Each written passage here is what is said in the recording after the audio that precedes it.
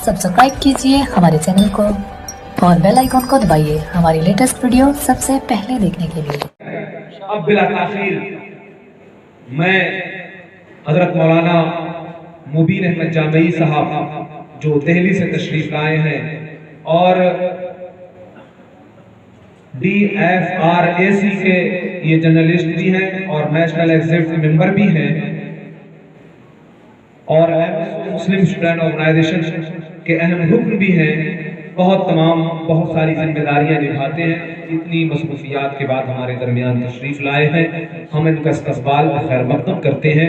आइए मैं आपके रूबरू उम्मीद को करता हूँ और उनसे गुजारिश करता हूँ इस ख्याल के साथ कि वो हमें कुछ ऐसे पैगाम से रोशनास कराएं ताकि हमारी दुनिया और आखिरत दोनों की कामयाबी की जमानत बन जाए।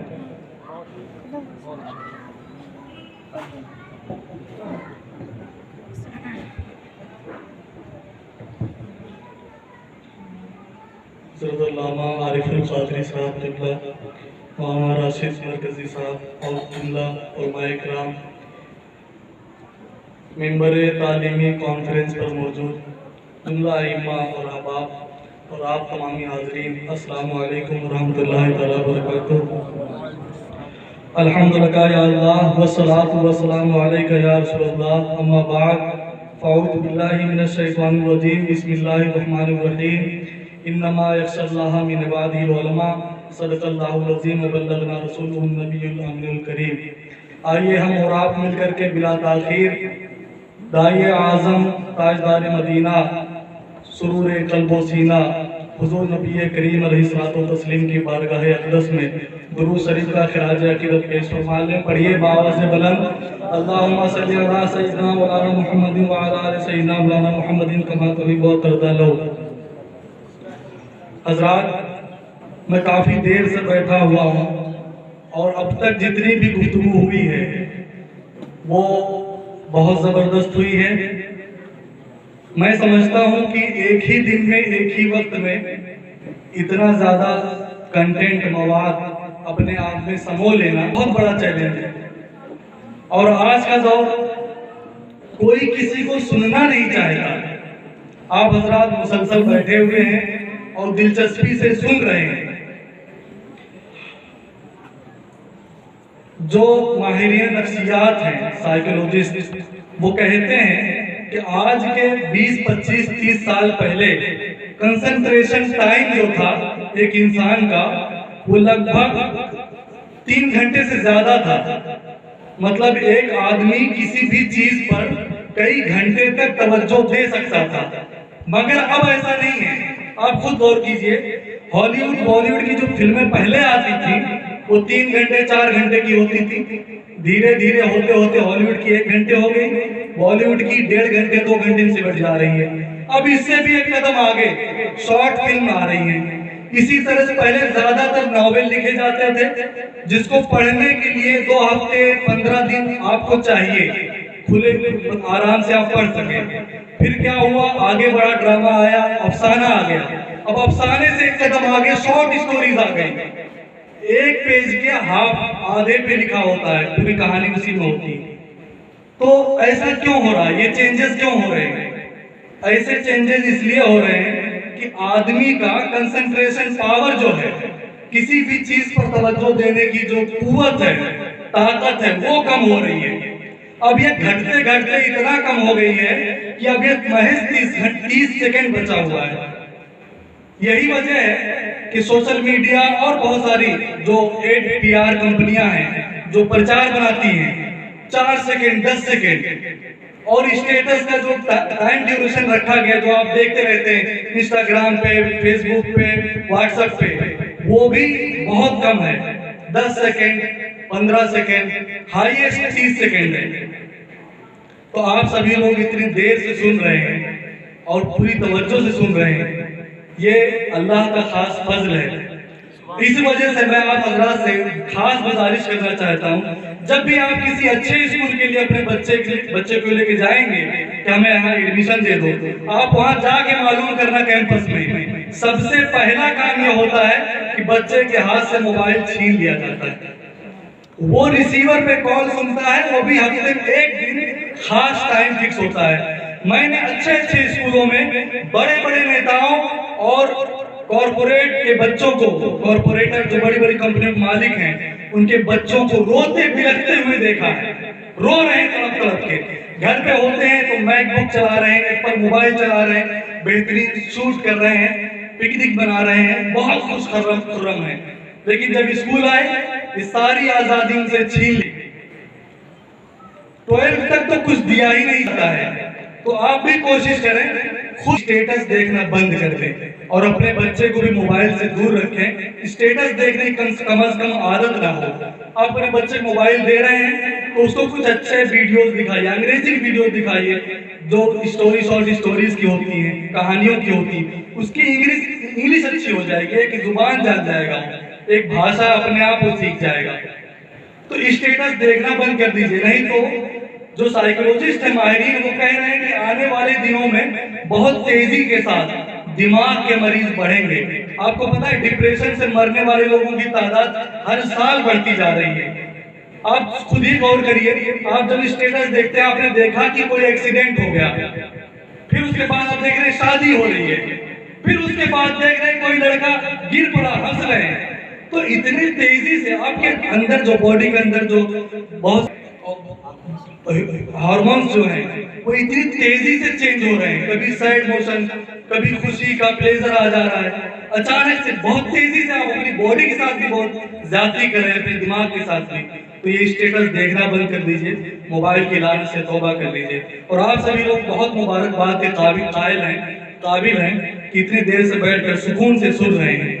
एक मरतबा और दुरूद शरीफ पढ़ लीजिए, अल्लाहुम्मा सल्ली अला सय्यिदना मौलाना मुहम्मद व अला आलि सय्यिदना मौलाना मुहम्मद कमा तुहिब्बु व तर्दा। हज़रात, मैंने जो आये करीमा तिलावत की है उसका बहुत सीधा और सिंपल माना मतलब ये है कि अल्लाह तबारक व तआला से वही लोग डरते हैं उसके बंदों में जो इल्म वाले हैं, जानकार हैं।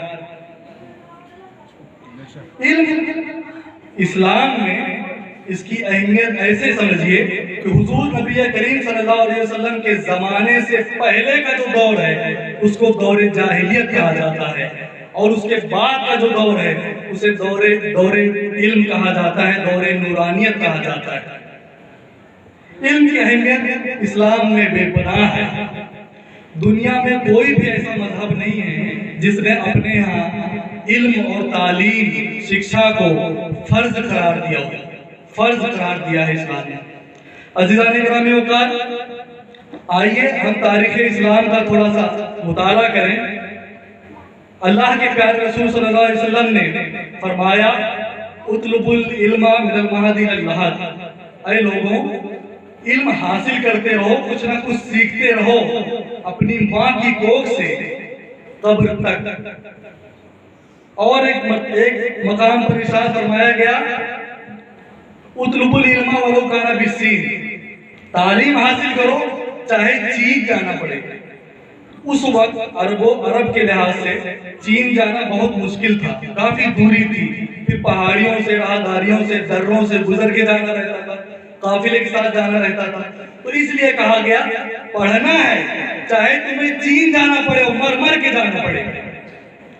इसी तरह अल्लाह के प्यारे रसूल सल्लल्लाहु अलैहि वसल्लम ने फरमाया, तलबुल इल्म फरीज़तुन अला कुल्लि मुस्लिम। इल्म का हासिल करना तमाम मुसलमानों पर फर्ज है।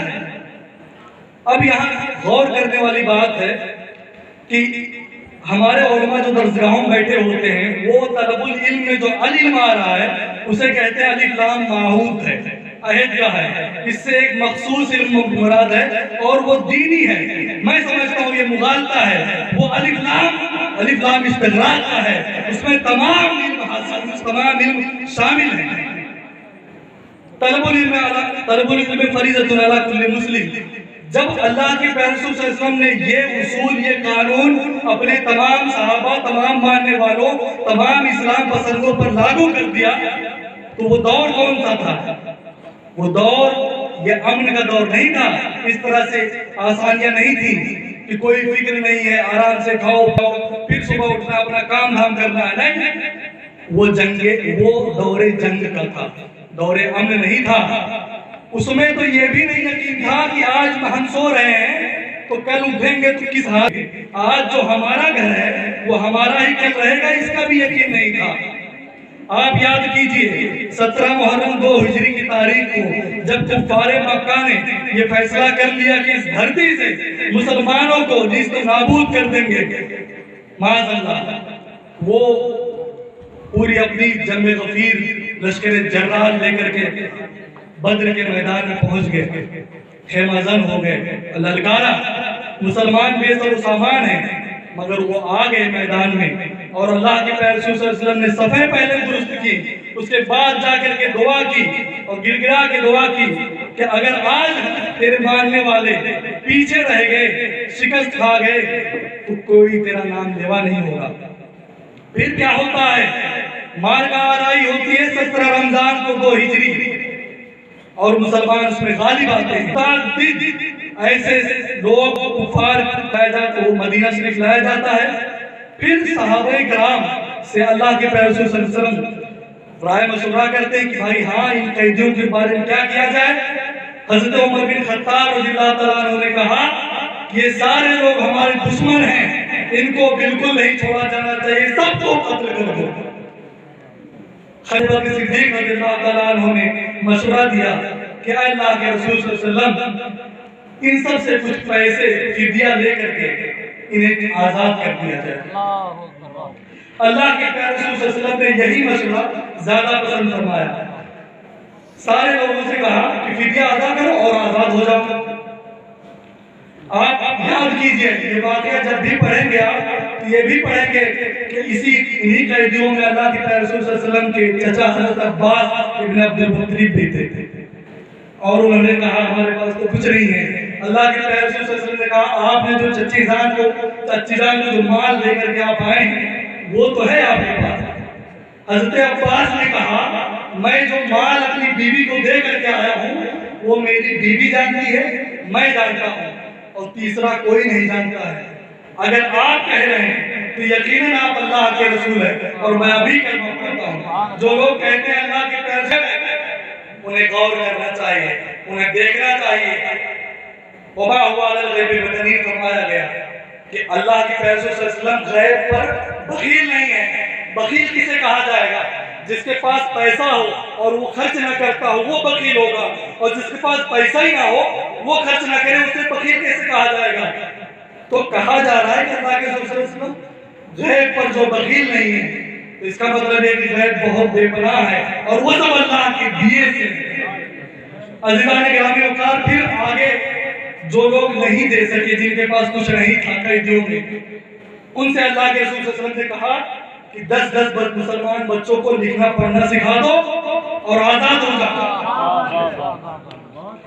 अब आप गौर कीजिए, अभी आप पर एक FIR लॉन्च हो जाए, मैं कसम खाता हूँ आपको इसकी खबर नहीं होगी कि मैंने खाना खाया कि नहीं खाया, मेरा बच्चा स्कूल गया कि नहीं गया, मेरे घर का माहौल क्या है। भागे भागे फिरेंगे, किसी तरह बेल मिल जाए तो मैं भी अपने घर को पलटूं। एक छोटा सा केस आपकी ये हालत कर देगा। और जब जंग की हालत हो, जान पर बनाई हो, जब ये न पता हो कि कोई रास्ते से जाएंगे कौन मार देगा पता ना हो, और खतरा हमेशा मंडरा रहा हो, कब लश्कर आ जाएगा, फौज आ जाएगी, हमको मार देगी। ऐसे आलम में जबकि सारी तवज्जो लोगों की खाना पीना इकट्ठा करने पे होता है, अनाज इकट्ठा करने पे, और डिफेंस जो है मजबूत करने पे होता है, ऐसे आलम में अल्लाह के प्यारे रसूल सल्लल्लाहु अलैहि वसल्लम कह रहे हैं कि जो लोग फिदिया अदा नहीं कर सकते वो 10-10 मुसलमान बच्चों को लिखना पढ़ना सिखा दें और आजाद हो जाए। अगर अल्लाह के प्यारे रसूल सल्लल्लाहु अलैहि वसल्लम ने तलबुल इल्म फरीज़तुन अला कुल्लि मुस्लिम फरमाया है तो उसको लागू करके दिखाया है और इस तरह लागू किया है। अब आप देखिए अल्लाह के प्यारे रसूल सल्लल्लाहु अलैहि वसल्लम के घर और अहले बैत का माहौल देखिए, हसनैन करीमैन है। ये 2 हिजरी का वाकया है। इसी 2 हिजरी में 2 हिजरी के 2 साल बाद 4 हिजरी में हजरत इमाम हुसैन रज़ियल्लाहु तआला अन्हु पैदा हुए, और इससे 1 साल पहले 3 हिजरी को हजरत इमाम हसन रज़ियल्लाहु तआला अन्हु पैदा हुए, और हजरत अली फातिमा यानी अहले बैत अल्लाह के प्यारे रसूल सल्लल्लाहु अलैहि वसल्लम के उसके घर वालों का माहौल क्या था आप वो देखिए। हसनैन करीमैन ने एक तख्ती लिखी, खुतबात मुहर्रम में फकीह मिल्लत मुफ्ती जलालुद्दीन ने अल्लामा नस्वी की किताब नुज़्हतुल मदारिस के हवाले से दर्ज किया कि हसनैन करीमैन ने तख्ती लिखी और उसके बाद कहा कि हमारी तख्ती सबसे अच्छी है। हसन ने हुसैन से कहा मेरी तख्ती तुमसे अच्छी है। हुसैन ने हसन से कहा नहीं मेरी तख्ती सबसे अच्छी है, मेरी राइटिंग बहुत अच्छी है। अब दोनों इख्तलाफ हो गया तो दोनों पहुंचे अपनी मां के पास और कहा अम्मी जान आप फैसला कर दीजिए किसने अच्छा लिखा है। हजरत फातिमा ने कहा कि अगर मैं अभी कहूंगी कि हसन की अच्छी है तो हुसैन की दिल टूट जाएगा हुसैन का, और ये कहती हूँ कि हसन की अच्छी है तो हुसैन का। उन्होंने कहा आप दोनों अपने बाबा के पास जाओ, हजरत अली रज़ियल्लाहु तआला अन्हु के पास, वो फैसला कर देंगे। दोनों भागे भागे गए तख्ती लेकर के, बाबा फैसला कर दीजिए इसकी तख्ती सबसे अच्छी है। हजरत अली ने भी यही सोचा कि अगर मैं कुछ कहता हूँ तो इन दोनों में से किसी एक का दिल टूट जाएगा। उन्होंने कहा ऐसा करो तुम अपने नाना के पास जाओ, हुजूर अकरम सल्लल्लाहु अलैहि वसल्लम की बारगाह में जाओ, वो फैसला करेंगे। हुजूर अकरम सल्लल्लाहु अलैहि वसल्लम के सामने भी यही मसला, अच्छा कहें किसको कहते हैं कि ये ठीक नहीं है। आप इसी आजमाइश में थे कि हजरत जिब्रील अलैहिस्सलाम आए अल्लाह के रसूल सल्लल्लाहु अलैहि वसल्लम की बारगाह में और कहा कि इसका फैसला अल्लाह रब्बुल इज्जत करेगा। मैं जन्नत से अल्लाह के हुक्म से एक सेब लाया हूँ और मैं इसे उछालूंगा, ये सेब जिस तख्ती पे गिर जाएगा वो तख्ती सबसे बेहतर होगी। और हज़रत जिब्रील ने वो सेब उछाला का फजल हुआ, सेब दो टुकड़े हो गया, आधा एक तख्ती पर आधा दूसरी तख्ती पर। इस तरह फैसला हो गया कि हसनैन करीमैन की दोनों तख्तियां दोनों की सबसे अच्छी है, न कोई अच्छी है न कोई उससे कमतर है। अब आप इस एरा को एक मरतबा ठहर कर सोचिए, ये वो दौर था जब पूरी दुनिया में किसी को पढ़ने का हक नहीं होता था। खुद हमारे हिंदुस्तान में अगर वेद किसी शूद्र ने किसी अछूत ने सुन लिया तो उसके कान में शीशा पिलाई हुई तो वो रांगा डाला जाता था। किसी भी मुल्क में सिर्फ हुक्मरान तबका जो बादशाह है उसी की बात बच्चे पढ़ सकते थे, बाकी किसी को कलम किताब पकड़ने की इजाजत नहीं थी। अगर कोई पकड़ लिया जाता था इस हाल में कोई पढ़ रहा है तो उसको सजा दी जाती थी, और ऐसी सजा दी जाती थी उसकी 7 पुश्ते याद रखें कि उसने कलम उठाया था। कौन सा कलम? जो बादशाह के बेटों को उठाना चाहिए था। ये वो दौर है। और अल्लाह के रसूल सल्लल्लाहु अलैहि वसल्लम ने अगर फरमाया तलबुल इल्म फरीज़तुन अला कुल्लि मुस्लिम, तो उसे इस तरह से लागू किया कि जंग की हालत में अपने बच्चों की तालीम पर पूरी तवज्जो मरकूज की, और खुद अपने घर का माहौल ऐसा रखा कि 2 बच्चे हैं छोटे छोटे से, नन्हे नवासे हैं, और उनका खेल क्या है? तख्ती लिखना उनका खेल है। आज हमारे घर का क्या माहौल है? इसी तरह से अल्लाह के रसूल सल्लल्लाहु अलैहि वसल्लम जब हज़रत फातिमा के घर आ जाते थे तो उनको दौड़ाया करते थे, फिजिकल वर्कआउट करवाते थे। आज हम ये भी नहीं करवाते। हमें भी अपने बच्चों के साथ वर्जिश करनी चाहिए, उन्हें दौड़ाना चाहिए, फिजिकल वर्कआउट कराओ। मोबाइल पे गेम खेलेगा तो क्या होगा? आंख खराब होगी, बॉडी के ऑर्गन खराब होंगे। आप उसे फिजिकल वर्कआउट पे ज्यादा उभारिए, और दूसरा अपने घर का माहौल ऐसा रखिए। आप हर दिन एक गणित का सवाल सोच कर जाइए, और बच्चों से मत पूछिए, सवाल इतना आसान हो कि उन्हें समझ में आए। अपनी बीवी से पूछिए, और बीवी से भी पहले से सेट कर लीजिए कि तुम्हें गलत जवाब देना है। फिर वो बच्चे खुद इन्वॉल्व हो जाएंगे, नहीं ये गलत कह रही है, ये सवाल ऐसे हल होता है। इस तरह से माहौल बनेगा आपके घरों में, पढ़ने लिखने का, पढ़ाई लिखाई में खेल बनेगा। ये हुजूर अकरम सल्लल्लाहु अलैहि वसल्लम के घर का माहौल था। अज़ीज़ान गिरामी वक़ात तलबुल इल्म फरीज़तुन अला कुल्लि मुस्लिम जो फरमाया गया उसे हर हाल में लागू किया गया। अब अगर हम खुलफाए खलीफतुर रसूल के अहद का मुताला करें और हज़रत उमर बिन खत्ताब के ज़माने को देखें तो यकीन जानिए आपकी बाँछें खिल जाएंगी, बल्लियों आप उछल पड़ेंगे। कोई भी ऐसा ममलकत इस्लामिया में फर्द नहीं था जो पढ़ा लिखा ना हो, बल्कि मौलिक इतिहासकार तो यहाँ तक लिखते हैं कि अगर कोई शख्स एक मिसरा बोलता तो दूसरी गिरा एक आम आदमी खेतिहर किसान काश्तकार लगा देता था, शेर मुकम्मल कर देता था। कोई भी मिसरा उछाले, दूसरा मिसरा एक खेतिहर लगा देता था। ये माहौल था हज़रत उमर बिन खत्ताब रज़ियल्लाहु अन्हु का। मगर हमसे कहाँ चूक हो गई कि आज आप पता है, जब मैं बरेली शरीफ आ रहा था, यहाँ आना था एमएसओ के जो मुस्लिम स्टूडेंट ऑर्गेनाइजेशन ऑफ इंडिया के चेयरमैन डॉक्टर शुजात अली कादरी साहब को यहाँ तशरीफ लाना था, वही आते, मगर चूंकि फॉरेन से डेलीगेशन आ गया और यूएसए एम्बेसी में खास मीटिंग थी, इसलिए उन्हें वहां जाना पड़ा। तो उन्होंने मुझे अपना कमतर नुमाइंदा बनाकर यहाँ भेज दिया है। डॉक्टर शुजात अली कादरी साहब का कोई मदरसा बैकग्राउंड नहीं है, उन्होंने वो बीटेक है, एमटेक है और आर्टिफिशियल डेटा इंटेलिजेंस में पीएचडी की है। उनका जो मैदान है वो टेक्नोलॉजी का है। इसके बावजूद वो अपनी तमाम तर मसरूफियात के बावजूद वो हम लोगों के लिए और बहुत सारे एमएसओ के प्रोग्राम के लिए वक्त निकालते हैं, टाइम निकालते हैं, पूरी तवज्जो देते हैं। सिर्फ बात से नहीं, पैसा भी खर्च करते हैं, जमकर पैसा लगाते हैं, अपनी जेबें खास से लगाते हैं। आपको बताऊं, एमएसओ 1972 में इसका क्याम हुआ। इसके सरपरस्ते आला अमीन मिल्लत जानशीन सज्जादा नशीन खानकाह कादरिया मारहरा मुतहरा है। 50 साल से ज्यादा का वक्त गुजर चुका है इस ऑर्गेनाइजेशन को काम करते हुए। यह ऑर्गेनाइजेशन यूनिवर्सिटीज कॉलेजेस में खास तौर से मुस्लिम बच्चों के लिए काम करती है और इस बात के लिए काम करती है कि जो भी बच्चे आ रहे हैं उनका अकीदा, उनका मसलक, उनका मशरफ सब महफूज रहे। इसके अलावा वेलफेयर बहुत सारी स्कीम चलाती है, अनाज देते हैं, ठंडी गर्मी मौसम में आवाम को सहूलत देते हैं, कैंप लगाते हैं, पानी पिलाते हैं, कंबल बांटते हैं, अनाज पहुंचाते हैं, बहुत सारे इसके काम हैं। अगर मैं एमएसओ का तारुफ कराऊं तो एक अच्छा खासा टाइम इसी निकल जाएगा।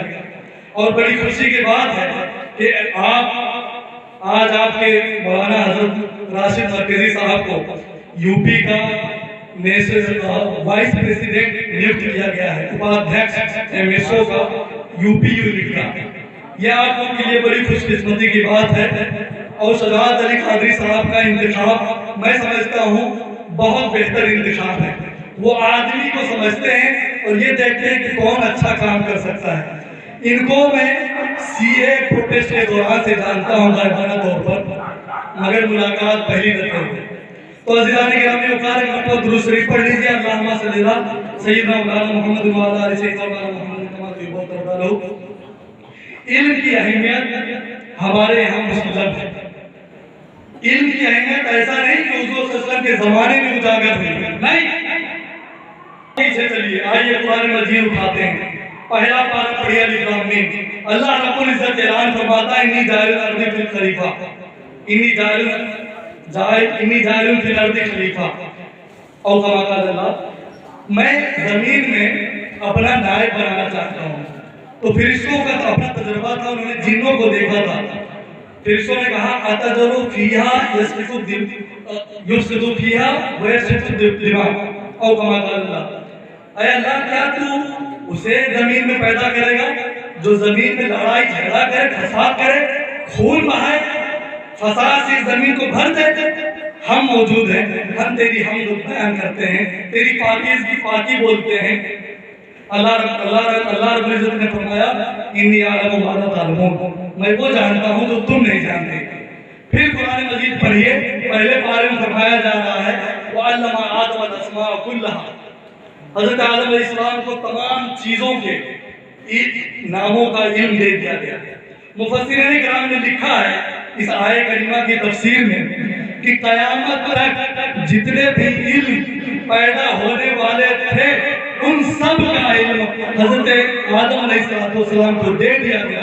तो दुनिया का कोई भी इल्म हो वो हमारे बाप अबुल आदम की विरासत है, उसे हमें हासिल करना जरूरी है। अज़ीज़ान गिरामी तमाम दुनिया के उलूम व फ़ुनून का जो इल्म था मंबा था, मस्तर था, वो हज़रत आदम अलैहिस्सलाम को दे दिया गया। सुम्मा अरदहुल मलाइका, फिर उन्हीं चीजों को फरिश्तों के सामने अल्लाह रब्बुल इज्जत ने पेश किया और फरिश्तों से कहा अम्बिऊनी, मुझे बताओ इन चीजों के नाम। और कमा कर अल्लाह, फरिश्तों ने कहा ऐ अल्लाह हम वही जानते हैं जो तूने हमें सिखाया। फिर आदम को हुक्म हुआ कि ऐ आदम इन चीजों के नाम बतलाओ। हज़रत आदम अलैहिस्सलाम जिन्हें अल्लाह रब्बुल इज्जत ने अपने फजले खास से तमाम चीजों के तमाम उलूम का इल्म सिखा दिया था, नाम बता दिया था, उन्होंने तमाम नाम बता दिए फरिश्तों के सामने। फिर फरिश्तों को हुक्म कि सजदा करो आदम को। अबा वस्तकबरा, इब्लीस ने इनकार किया और घमंड किया। अज़ीज़ान गिरामी औकात, सजदे का हुक्म पहले भी दिया जा सकता था और सबसे ज्यादा पाबंद, सबसे ज्यादा अल्लाह रब्बुल इज्जत के अहकाम को बजा लाने वाली कोई मखलूक है तो वो मलकूती मखलूक फरिश्ते हैं। आप देखें बराह रास्त नहीं कहा गया, पहले आदम अलैहिस्सलाम की पहले वाले फरिश्तों को कहा गया ये चीजों कहा गया इन चीजों के नाम बता दो। फिर जब हजरत आदम अलैहिस्सलाम ने चीजों के नाम बतला दिए तो अल्लाह रब्बुल इज्जत ने हुक्म दिया फरिश्तों को कि अब आदम को सजदा करो, सजदे ताज़ीमी। इस उम्मत में सजदे ताज़ीमी जायज नहीं है, पहली की उम्मतों में था। मज़ार पे, किसी भी मज़ार पे जाए तो हाथ मत लगाएं। अज़ीज़ान गिरामी फतावा रिज़विया में आला हज़रत ने लिखा है कि जो शख्स तुम्हारी जिंदगी में मौजूद था और तुम उसका हाथ नहीं चूम सकते थे, उसके विसाल के बाद उसकी कब्र कैसे चूमते हो, उसकी कब्र पे सजदा कैसे करते हो? सख्त नाजायज और हराम है। किसी भी मज़ार पे जाए तो सजदा ना करे, हाथ न लगाए, कुरान पढ़िए, इशारे सवाब करिए, चले आइए। तो फरिश्तों से कहा गया कि सजदा ताज़ीम भी करो। तमाम फरिश्तों ने ताज़ीम सजदा किया। तो अजीज, हमें इल्म की अहमियत बहुत पहले बता दी गई थी, जन्नत में बता दी गई थी, जब हम इस दुनिया में आए भी नहीं थे। तो जिसके पास भी इल्म होगा दुनिया उसी सामने घुटने टेकेगी। आप यहाँ मोबाइल पर स्टेटस देखते रहिए, जो भी मंत्रालय का सेक्रेटरी होता है उसका शेड्यूल कभी चेक कर लीजिएगा।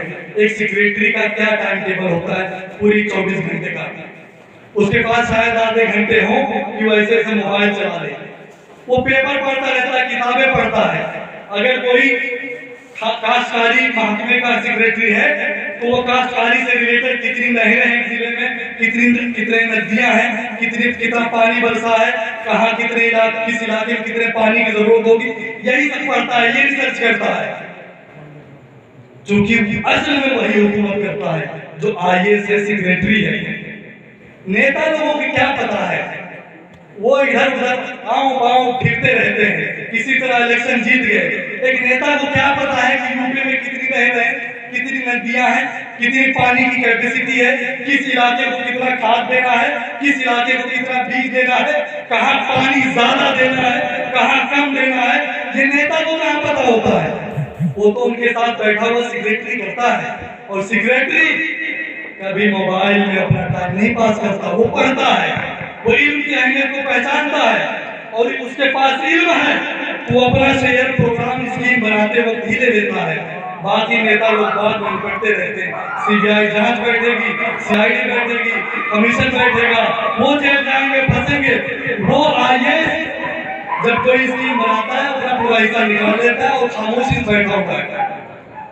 अज़ीज़ान गिरामी औकात, हमें बहुत पहले बता दिया गया था, कुरान मजीद को एक मरतबा ढंग से पढ़ना चाहिए, उसका तर्जुमा पढ़िए, तफसीर पढ़िए, हिंदी, उर्दू, अंग्रेजी, और समझिए, उसको समझने की कोशिश करिए। वो हमारे लिए उतरा है, जो नहीं समझ सकते उलमा से रुजू करिए। यही वो बात है जो मैं आपको समझाना चाहता हूँ। इल्म में कोई तफरीक नहीं है। 1857 से पहले का एरा इंडिया का देखिए, कोई भी सिस्टम जो आज एजुकेशन का ऐसा नहीं मिलेगा। या तो गुरुकुल होते थे, आप वहां जाइए, पढ़िए, तालीम हासिल करिए, या फिर मदरसे होते थे। और इन्हीं मदरसों गुरुकुल से निकले हुए लोगों ने 1857 की जंग आजादी लड़ी। अल्लामा फजल खैराबादी, जिन्होंने सबसे पहले अंग्रेजों के खिलाफ फतवा जिहाद दिया, उन पर केस चला। उन्होंने कोई लॉयर हायर नहीं किया, कोई एडवोकेट नहीं किया, कोई वकील नहीं किया, खुद अपना केस लड़ा। और उस वक्त अंग्रेजों ने अदालत की जुबान बदल दी थी। पहले फारसी थी, अंग्रेजी कर दी थी। अल्लामा फजल खैराबादी अपना केस खुद लड़ रहे हैं। आप देखिए अपने वक्त का नाम और अपना केस खुद लड़ रहा है और उस जुबान में लड़ रहा है जो उसके लिए अजनबी थी, अंग्रेजी। पहले कोई तकलीफ नहीं थी, ये बाद में तकलीफ हुई है, ये अंग्रेजों ने किया है। जब जंग आजादी हुई तो इन्होंने तमाम प्लानिंग की। ईस्ट इंडिया कंपनी ने बहुत गहन अध्ययन किया कि क्या वजह थी, किन्होंने इसे लीड किया। तो पता चला इसे लीड करने वालों में मदरसे के फारिग थे, मदरसे के पढ़े हुए लोग थे, गुरुकुल से निकले हुए लोग थे। तो उन्होंने सोचा क्यों ना ऐसा एक निजाम लाया जाए, ऐसा सिस्टम लाया जाए कि इन्हें काट के रख दिया जाए। मदरसे वालों कहा गया आप सिर्फ और सिर्फ इस्लामिक थियोलॉजी की एजुकेशन देंगे, इस्लामिक थियोलॉजी पढ़ाएंगे, फिक्र पढ़ाएंगे, तफसीर पढ़ाएंगे, उसूल फिक्र पढ़ाएंगे, हदीस पढ़ाएंगे, उसूल हदीस पढ़ाएंगे, तफसीर पढ़ाएंगे, इल्म बलागत पढ़ाएंगे, लेकिन आप नहीं पढ़ाएंगे, लेकिन आप फिजिक्स नहीं पढ़ाएंगे, लेकिन आप केमिस्ट्री नहीं पढ़ाएंगे, लेकिन आप सोशल साइंस नहीं पढ़ाएंगे। क्यों? क्योंकि ये सब अगर आप पढ़ाएंगे तो फिर आपके अंदर से लीडरशिप क्वालिटी के बच्चे निकलेंगे जो दुनिया की क़यादत करेंगे। वो फिर हमारे खिलाफ खड़े हो जाएंगे। हम जो यहाँ का इंसाफी करते हैं उसके खिलाफ आवाज करेंगे, मोबिलाइजेशन करेंगे, लोगों को नामबद करेंगे, हमारे खिलाफ सड़कें जाम कर देंगे। इसलिए मदरसे वाले सिर्फ और सिर्फ इस्लामिक थियोलॉजी पढ़ाए, वहीं से रास्ता कट गया।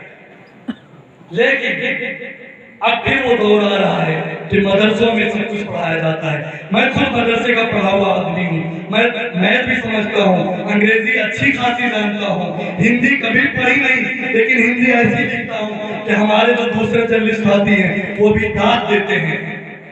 मैं मदरसे पढ़ा हुआ हूँ। तो अब मदरसे भी अपने आप को बदल रहे हैं। अब आप किसी भी मदरसे में चले जाएंगे, वहाँ रियाजी, मैथ, साइंस, अंग्रेजी इन सब की तालीम दी जा रही है। नया सिलेबस, नया निसाब तैयार किया जाता है। चेंजेस आ रहे हैं और उसी चेंजेस का नतीजा है कि आज हम और आप फतेहगंज बरेली शरीफ में तालीमी कॉन्फ्रेंस कर रहे हैं। अज़ीज़ान गिरामी, ये वो धरती है जिसको इल्म के हवाले से जाना जाता है। आला हज़रत इमाम अहमद रज़ा फाज़िल बरेलवी के हवाले से जाना जाता है। मुझे बेहद शर्म होगी मैं कहीं जाकर कहूँ बरेली तालीमी कॉन्फ्रेंस में गया था, क्योंकि ये तो इल्म की सरजमीन है ही है। और मुझे खुशी है कि आप लोग इस दौर में भी लीड कर रहे हैं। लोग पूरी दुनिया के मुसलमानों को, खासकर भारत के मुसलमानों को, पसमानदा मुसलमानों को एक चराग रोशन करके उसकी तरफ आने की दावत दे रहे हैं। ये बरेली ही के लोग कर सकते थे, ये बरेली ही के मेहमान नवाज लोग कर सकते थे, ये बरेली ही के जिगरे वाले लोग आप लोग बात के काबिल हैं।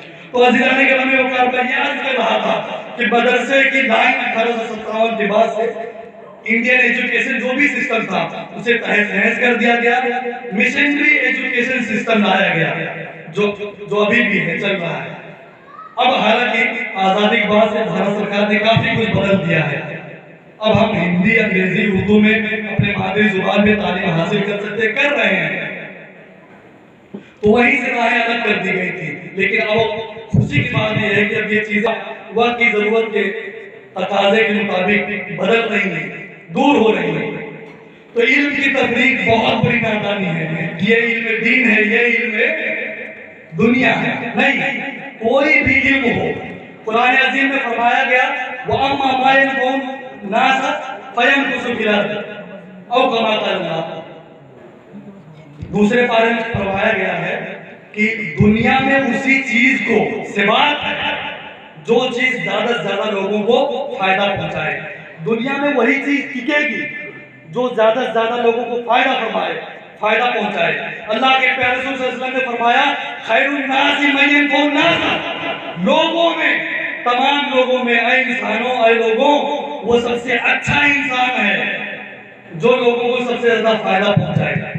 तो कुरान अजीम का भी उसूल है, अगर आप नफा बख्श बन गए, लोगों को फायदा पहुंचाने वाला बन गए, तो अल्लाह रब्बुल इज्जत आपके नाम को, आपके निशान को, आपकी आल औलाद को, आपकी खानदान को, आपके इलाके को बाकी रखेगा, उसे सिबात देगा। सदियों तक लोग उसका नाम लेते रहेंगे और आपके नाम पर उर्स करते रहेंगे, यादें मनाते रहेंगे और खराज अकीदत पेश करेंगे। लेकिन ऐसा बनना है कि आपसे ज्यादा से ज्यादा लोगों को फायदा हो। और ये तो फरमाया जा रहा है कुरान में, इसमें ये नहीं कहा जा रहा है कि फायदा उन्हें पहुंचाना है जो मुसलमान हैं, फायदा उन्हें पहुंचाना है जो फला ऐसे ऐसे हैं, नहीं, लोग कहा जा रहा है, न हिंदू कहा जा रहा है, न मुस्लिम कहा जा रहा है, न ईसाई कहा जा रहा है, न यहूदी कहा जा रहा है, लोग का लफ्ज इस्तेमाल है, अन्नास का। अन्नास में सारे लोग आते हैं, कोई भी हो वो इंसान है तो अन्नास में दाखिल है। तो फरमाया जा रहा है ऐसे बन जाओ कि लोगों को सबसे ज्यादा फायदा पहुंचाओ। अल्लाह तबारक व तआला तुम्हारा नाम बाकी रखेगा, निशान बाकी रखेगा। ये कुरान का उसूल है,